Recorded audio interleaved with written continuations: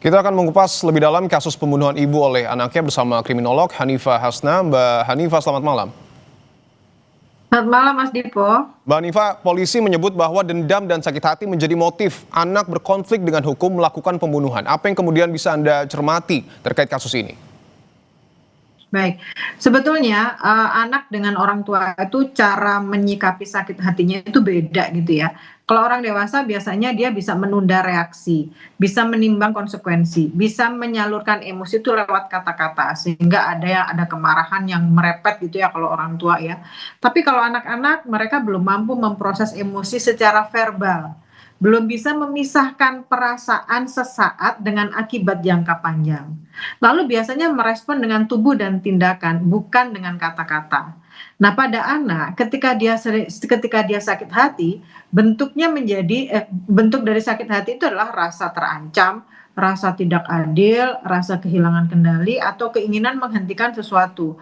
Diberitakan bahwa anak ini berusaha mengendalikan kondisi rumah di mana ada kekerasan antara orang tua dengan kakak dan ayahnya.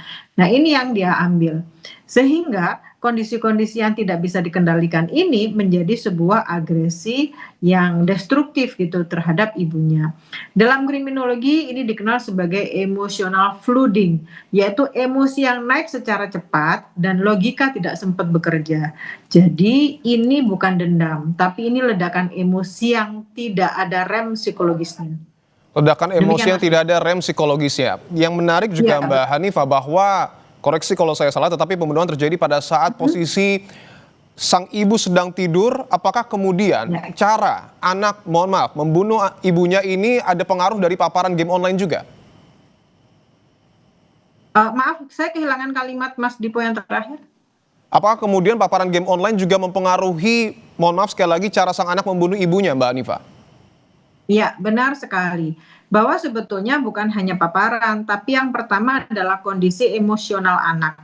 Semua anak, hampir semua anak, mereka terkontaminasi konten-konten kekerasan. Tetapi kenapa anak yang lain tidak melakukan kekerasan?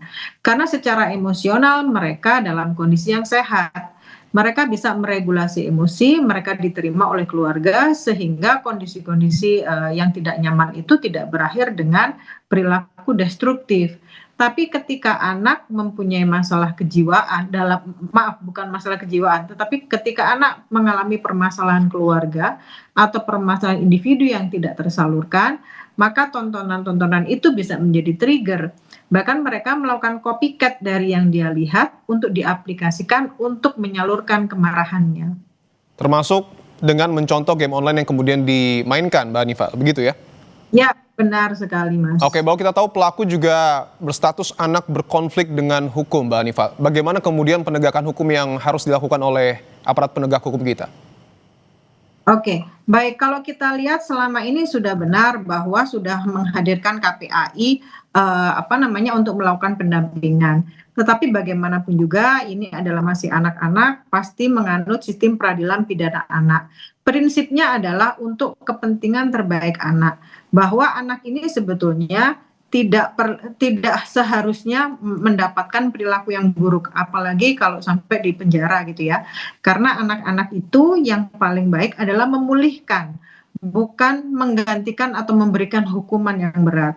Karena pendampingan yang wajib itu sebetulnya adalah pendampingan dari orang tua atau wali. Dalam hal ini karena ibunya nggak ada, berarti harus ada ayahnya atau orang yang lain. Terus pembimbingan dari kemasyarakatan, psikolog atau psikiater anak, dan ini sudah dilakukan oleh KPAI. Asesmen harus secara menyeluruh, jadi kemampuan memahami akibat perbuatannya.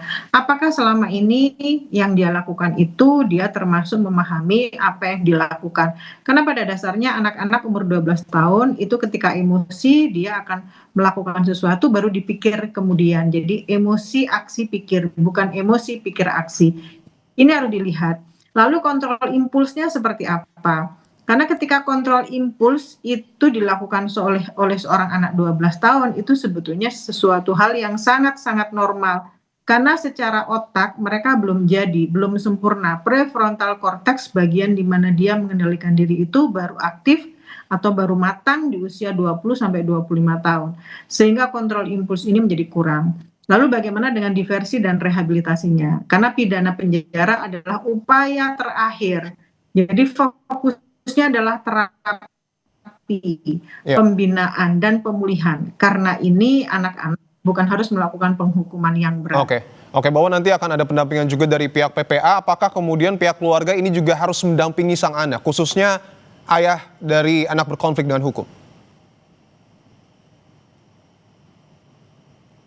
Iya, benar sekali. Tapi dengan catatan bahwa ayahnya dalam kondisi yang sehat, sehat fisik dan mental, karena bagaimanapun juga dia kehilangan istri, apakah dia mengalami trauma jangka panjang atau bagaimana gitu, yang paling tahu adalah dokter forensik yang menangani hal ini. Tapi pasti anak ini memiliki wali. Walaupun demikian tetap harus diperiksa lagi karena kita tahu, sama-sama tahu bahwa anak ini tidak berhubungan dengan lingkungan sosial. Tapi yang perlu kita ketahui adalah apakah ada saudara dekat yang bisa mendampingi anak ini. Bila tidak ada, bisa didampingi oleh LSM atau psikolog yang ditugaskan oleh pihak pemerintah. Oke, antisipasi apa Mbak Hanifa yang kemudian harus dilakukan oleh seluruh pihak agar kasus serupa tidak kembali terjadi? Oke, jadi sebetulnya kalau antisipasi berasal dari rumah. Jadi anak-anak ini tidak hanya didekatkan dengan orang tua, karena dekat itu belum tentu lekat dan belum tentu hangat. Ketika anak dalam kondisi keluarga yang hangat, maka kondisi-kondisi perilaku destruktif itu sebetulnya bisa dicegah. Lalu orang tua harus punya screening awal. Apakah anak ini adalah anak yang menarik diri? Apakah anak yang destruktif, kemarahan yang sangat-sangat besar? Terus harus lihat lagi faktor eksternal yang berkontribusi itu bagaimana? Oke,